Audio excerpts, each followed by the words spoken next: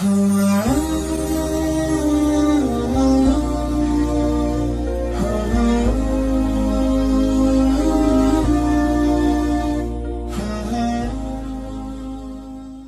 Nabi SAW, jaga makananmu takun mustajabud da'wah.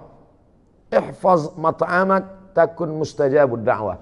Jaga makananmu, maka engkau akan menjadi orang yang amat sangat dikabulkan doanya. Seseorang, kata Nabi SAW, yang rambutnya kusut berdebu. Kenapa rambutnya kusut berdebu? Karena dia tidak mandi. Kenapa dia tidak mandi? Dia takut kalau sampai dia mandi rambutnya gugur dan dia bayar dam. Karena saat itu dia sedang pakai kain ihram. Kain ihram di tanah haram dalam keadaan umrah, mengangkat tangan di tepi Ka'bah. Tapi kata Nabi, doanya tidak dikabulkan Allah. Mengapa doa tidak dikabulkan Allah? Ada 4 sebab. Yang pertama, mat'amuhu haram, makanannya haram. Mashrabuhu haram, minumannya haram. Malbasuhu haram, pakaiannya haram. Wa ghudhiya bil haram, diberi, disuap makanan haram. Anna yustajabulah. Apakah mungkin doanya dikabulkan Allah? Lidah yang dia pakai meminta kepada Allah adalah lidah yang dia pakai untuk makan haram. Diharamkan Allah mengabulkan doa dari lidah yang memakan haram. Kecuali lidah dia 2, satu untuk makan, satu untuk berdoa. Oleh sebab itu maka berawal semuanya dari makanan. Makanya sahabat Nabi bernama Abdullah ibnu Umar radhiyallahu anhuma suatu ketika mengorek setengah kurma, bukan satu butir kurma, setengah kurma dia korek dari dalam tenggorokannya. Sahabat yang lain heran, muntah tidak apa-apa, tapi mengorek sampai muntah bisa jadi haram, makruh kalau sebabnya. Tapi ini kenapa engkau korek? Apa kata Abdullah ibnu Umar? Tadi aku makan satu kurma, setelah itu aku makan sebelah, yang satu masih tertahan. Datang orang lalu mengatakan, kamu tadi makan apa? Saya makan kurma. Kurma itu dari siapa? Dari si fulan yang memberikan makan kurma. Kamu tahu tidak kalau dia itu hasil usahanya syubhat? Syubhat masih remang-remang, belum pasti betul haram. Tapi Nabi mengatakan, famanittaqas syubhat, siapa yang menjaga dirinya dari syubhat, faqad istabra'a lidinihi wa 'irdihi, dia sudah menjaga agamanya dan menjaga kehormatannya. Dulu orang yang menjaga makanannya dari yang syubhat, dari yang tidak jelas ini, orang itu disebut dengan orang yang wara'. Wara' artinya menjaga diri dari yang syubhat. Taqwa menjaga diri dari yang haram. Dulu kalau ada orang mengatakan, tadi baru saja ada orang datang membawa uang kemari dan saya menolaknya, orang itu akan dikatakan kamu adalah orang 2, wara atau takwa. Hari ini kalau kita berkata tadi ada orang membawa harta yang banyak tapi saya tidak mau, saya tolak, maka sepakat teman-teman kita akan berkata kamu adalah orang yang bodoh. Kenapa tidak diambil? Itu haram saudaraku. Aku tidak ingin merusak doaku, lidahku. Itu memang haram, tapi kita keluarkan saja 2,5% jadi halal toh. Dia bahkan tahu bagaimana cara membersihkannya. Itu memang haram, brother. Tapi kalau kita pergi ke umroh, kita nangis di pintu Ka'bah, selesai. Menangis di pintu Ka'bah, ya Rab, ya Allah, ya Allah. Bagaimana mungkin memberikan sesuatu yang haram? Berapa banyak orang yang sampai ke tanah suci berharap kepada ampunan Allah, labbaik Allahumma labbaik, labbaik la syarika lak labbaik. Apa jawab malaikat? La labbaik wala sa'daik. Kau tidak dapat haji mabrur, umrahmu tidak diterima. Kenapa begitu? Zaduka haram, karena kau berangkat dengan uang haram. Apa sebetulnya judul ceramah Ustadz Zuhur ini? Yaitu berangkat dari pegawai KPK tidak mau kasih minum tadi. Dia bawa air minum. Saya lupa, kalau saya tahu saya bawa juga air minum dari rumah. Saudara yang dimuliakan Allah Subhanahu wa taala, hari ini yang paling mahal adalah integritas. Hari ini yang paling mahal adalah harga diri. Betapa banyak orang menjual harga dirinya karena ada yang lebih mahal dalam diri dia, dunia. Sedangkan kita mengatakan dunia beserta isinya hanyalah setengah sayap nyamuk. Begitu Nabi SAW mengajarkan. Berapa banyak orang berebut sayap nyamuk, berapa banyak orang mencari sesuatu, hanya sayap nyamuk. Makanya orang beriman itu melihat dunia ini kecil saja. Kalau dapat, tidak terlalu bahagia, karena yang dia dapat hanya setengah sayap nyamuk. Dan kalau tidak dapat pun tidak terlampau sedih, karena yang hilang itu pun setengah sayap nyamuk. Tapi kadang kita bisa kan mengomongkannya saja. Ketika sampai kita alami, ternyata setengah sayap nyamuk itu sebesar setengah sayap Boeing bagi kita. Setengah sayap nyamuk, itulah digambarkan Nabi SAW. Dalam perumpamaan lain Nabi mengatakan, celupkan ujung jarimu ke tengah samudra, falyanzur bima yarji, angkat pandang apa yang melekat di ujung jari. Apa yang menempel di ujung jarimu, itulah dunia. Setetes, dua tetes. Apa yang tinggal, itulah akhirat beserta isinya. Jadi kalau ada orang terlampau mengejar dunia, maka dia hanya mengejar setetes. Kalau terlampau bahagia, bangga, sombong pada yang setetes. Tapi kalau dia sanggup mengatakan itu, aku tidak apa-apa, karena yang dapat itu juga setetes. Andai tidak dapat pun tidak terlampau sedih, karena yang hilang pun juga setetes. Tapi saya tidak ingin setelah kajian ini lalu semuanya meninggalkan dunia. Rapat pegawai KPK. Gimana visi misi kita ke depan? Mohon maaf Bapak pimpinan, ini hanya status ini semua. Bukan itu yang saya maksud. Bagaimana mengecilkan dunia sehingga yang besar hanya Allah. Bagaimana melihat manusia ini semuanya kecil, jabatan, kekuasaan, harta benda, yang besar adalah Allah. Di sini kita membesarkan Allah, di sini kita mengagungkan Allah. Yang kita angkat kedua tangan sambil berkata, semuanya kecil, hanya Engkau saja yang besar. Allahu Akbar. Di sini di awalnya semuanya kita serahkan pada Allah. Inna salati wa nusuki wa mahyaya wa mamati lillah. Sebelum salam itu kita ulang sekali lagi, 4 kita serahkan pada Allah. At-tahiyatul mubarakatu salawatu thayyibatu lillah. Hanya orang yang sampai pada level ini saja yang salamnya dijawab oleh Rasulullah sallallahu alaihi wasallam. At-tahiyatul mubarakatu salawatu thayyibatu lillah. Setelah sanggup meninggalkan yang 4 ini, barulah kita diterima Rasulullah. Assalamu alayka ayyuhan nabiyyu wa rahmatullahi wa barakatuh. Jangan ucapkan salam pada Nabi sebelum kau sanggup mengesampingkan 4. At-tahiyatul, puja-puji, keagungan. Ustaz enak aja ngomong gitu. Ustaz kan gak punya kemuliaan, gak punya status sosial tinggi, gak punya jabatan. Oke, kalau gitu ke diri pribadi, follower, viewer. At-tahiyatul mubarakatul, segala keberkahan. Salawatul, segala doa-doa. Thayyibatul, semua kebaikan, kemuliaan. Bukan punya kita, lillah, punya Allah subhanahu wa ta'ala. Tapi bicara begitu kan menggerakkan lidah. Apa susahnya? Actionnya bagaimana? Maka ada orang-orang yang menurut sebagian kita luar biasa. Menurut sebagian kita apa yang dia lakukan ini luar biasa.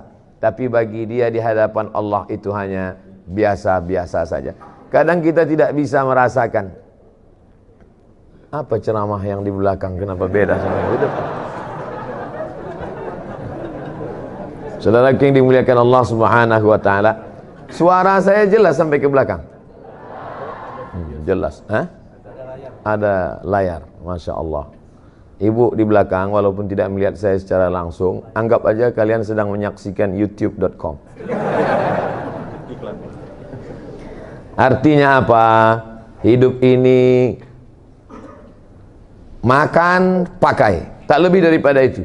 Punya rumah yang besar, pakai. Punya makanan yang enak, makan. Makan, pakai, tak lebih, tak kurang dari itu. Ma'akalta, yang kau makan akan busuk.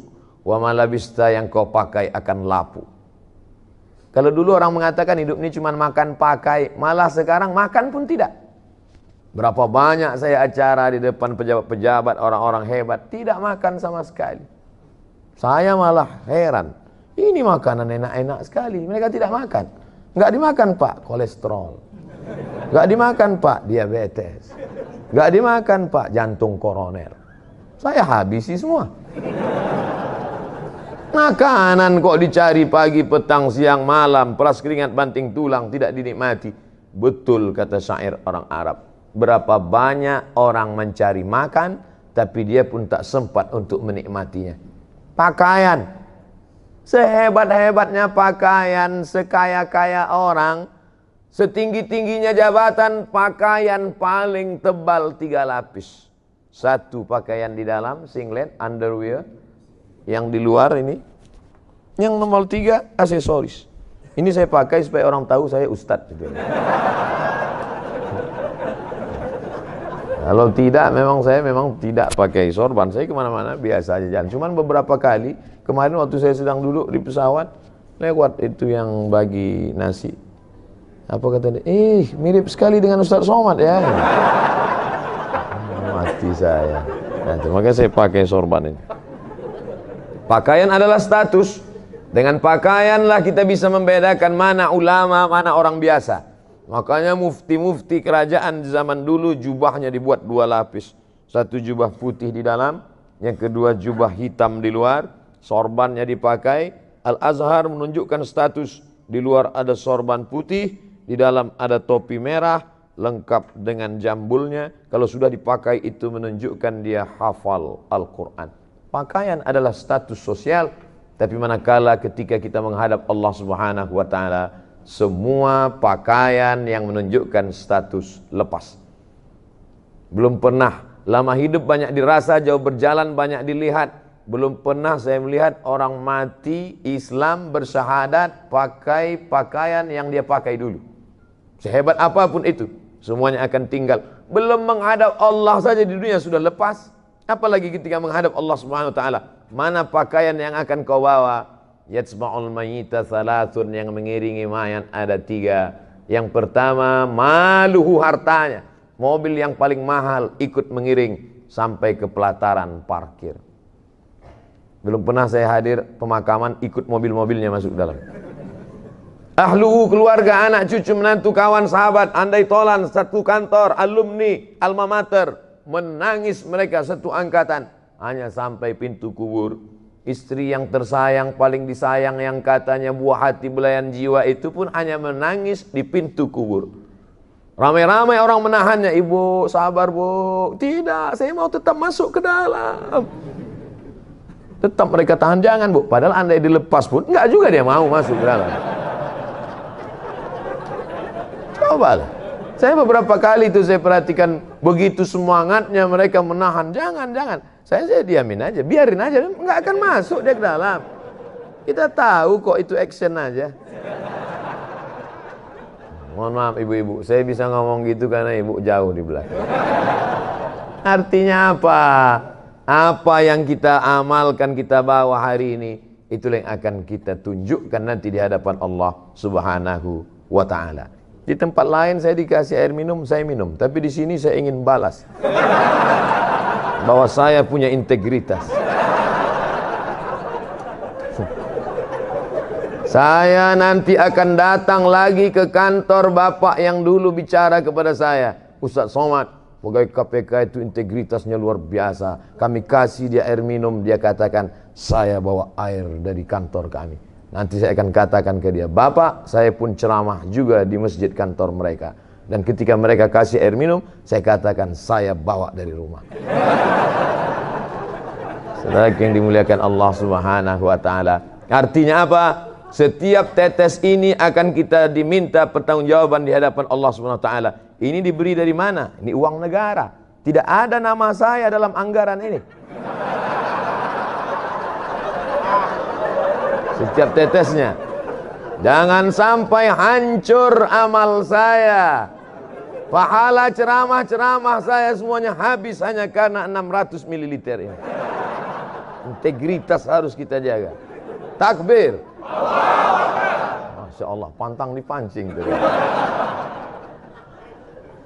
Ya'ti yaumal qiyamati, ada orang nanti pada hari kiamat dia akan mati menghadap Allah bisolatin, solatnya banyak. Salat qabliyah, salat ba'diyah, salat tahajud, salat witir, salat duha, salat isyraq, salat awabin, salat tasbih.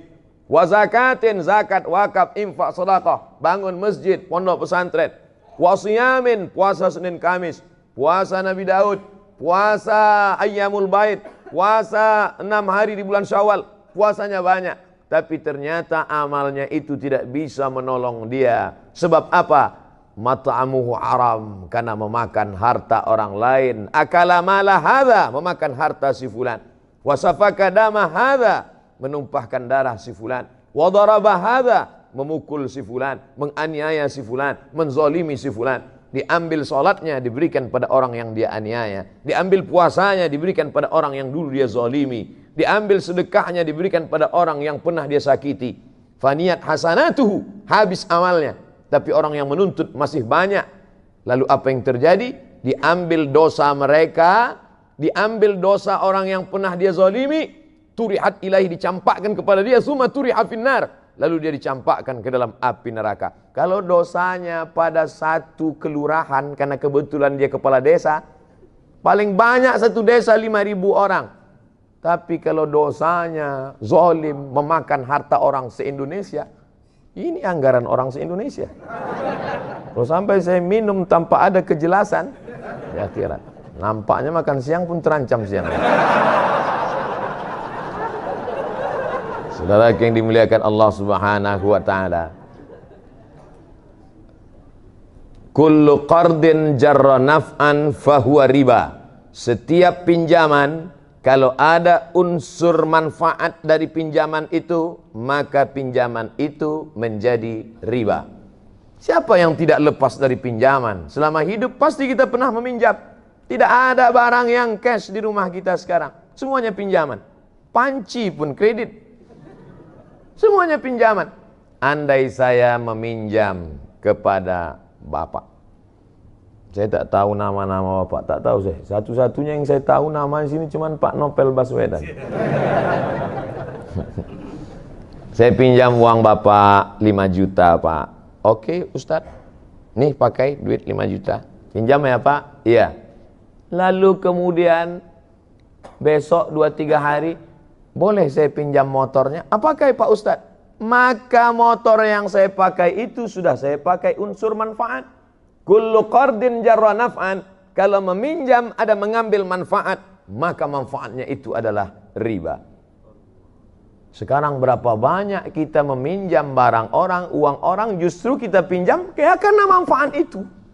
Kalau tidak ada manfaatnya, kamu kasih pinjaman sama dia, iya. Kenapa kamu ambil barang dia, kamu manfaatkan?